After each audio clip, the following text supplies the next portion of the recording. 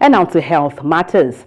The World Health Organization, WHO, introduces S.A.R.A.H, a cutting-edge digital health promoter driven by generative AI. S.A.R.A.H engages users round the clock, offering insights on various health topics and empowering individuals to make informed decisions about their well-being.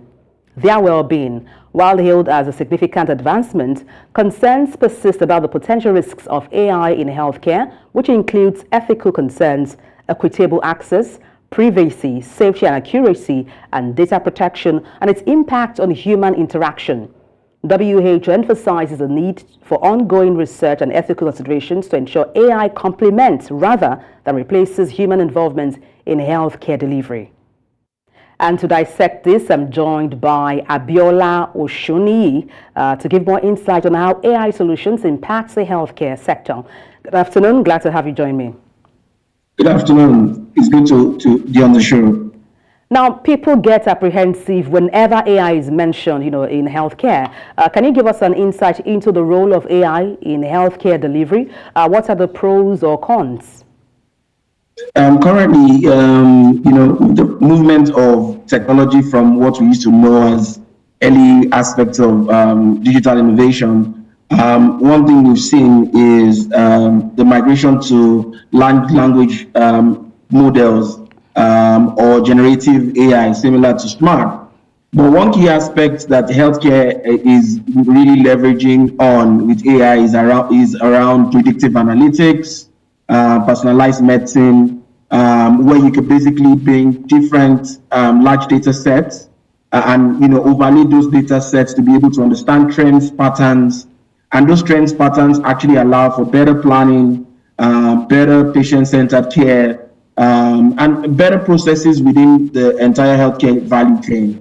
Now you basically have solutions that are supported by AI, from telemedicine to remote solutions, reminder messaging that is triggered based off of specific parameters and algorithms that are preset to help better patient care.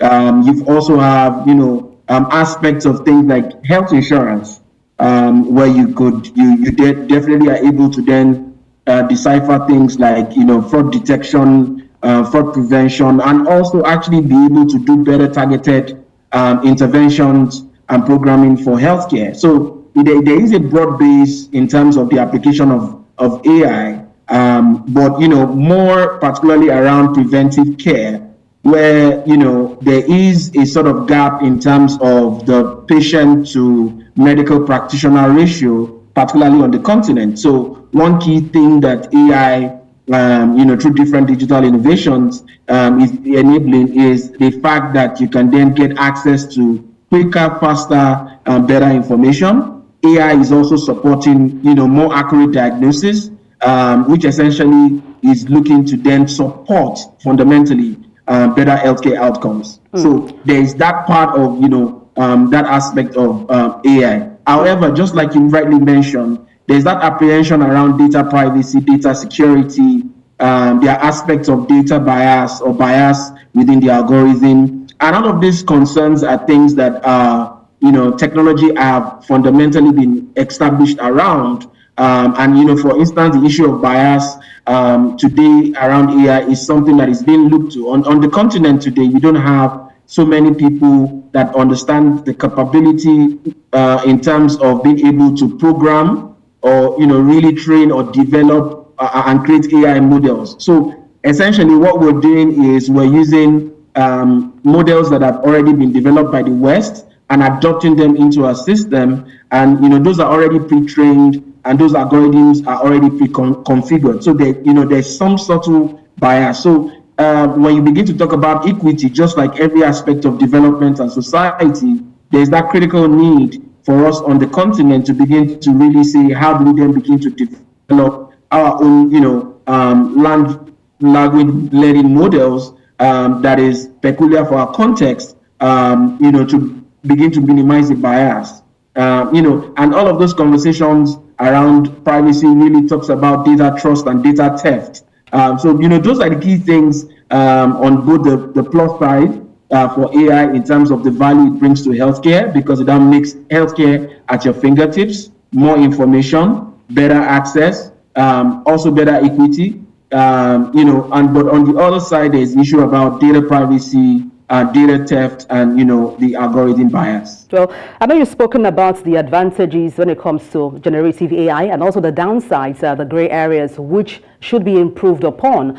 But when it comes to accessibility, what efforts are being made to ensure all segments of Nigerian, society, have access to these interesting initiative, AI, generative AI?